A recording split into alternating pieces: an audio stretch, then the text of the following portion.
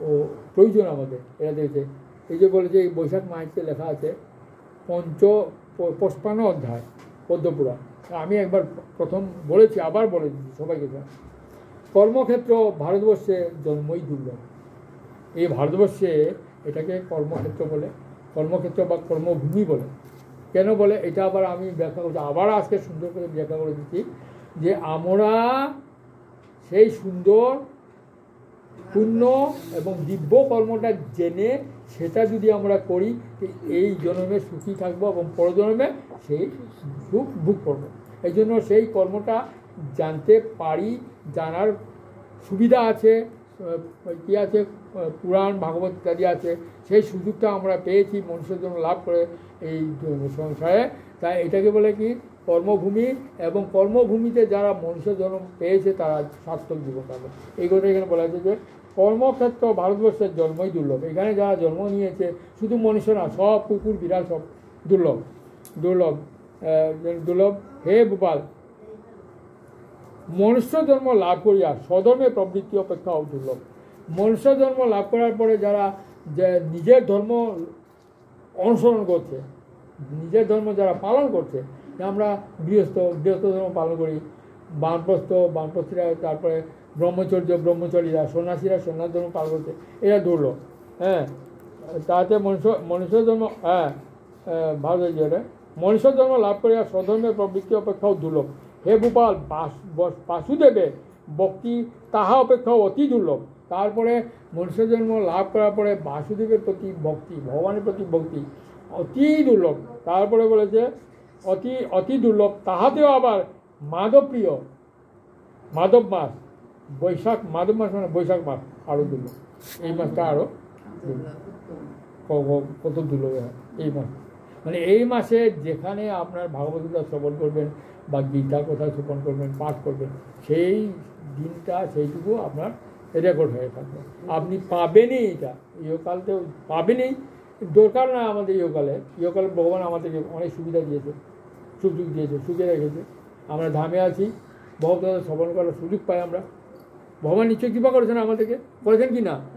তিলক দিয়েছেন কপালে, কণ্ঠিমালা আছে, ধামে বাস করছি, ভাগবত এই বৈশাখ মাসে ভাগবত শ্রবণ করছি, এর থেকে আর সুযোগ আর কোথায়? হ্যাঁ, এটা আমরা পূর্বজন্মে স্বীকৃতি ছাড়া অনুকূলনায় স্বীকৃতি পেয়েছি আমরা। এই বৈশাখ মাসে আমরা ভাগবত শ্রবণ করতে পারছি, তারপর বৈশাখ স্নান করতে পারছি, বৈশাখ ব্রত পালন করতে পারছি। এ থেকে আপনাদের এর থেকে আর বেশি চাওয়া উচিত নয় ভগবানের কাছে।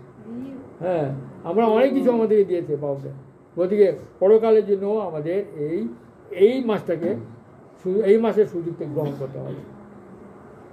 এই মাসে আমি আগের মাসে তো আমি দিয়েছিলাম আপনাদের সবাইকে, কী ছিল চৈত্র মাসে কী ছিল, মধু দ্বারা ভগবানকে অভিষেক করা, করা, চান করানো, আর তিলের ফুল দ্বারা পূজা করা। চৈত্র মাসে চলে গেল। এখন বৈশাখ মাসে দান শ্রেষ্ঠ, স্নান এবং দান দুইটা শ্রেষ্ঠ। স্নান, দান, অর্চন তিনটা।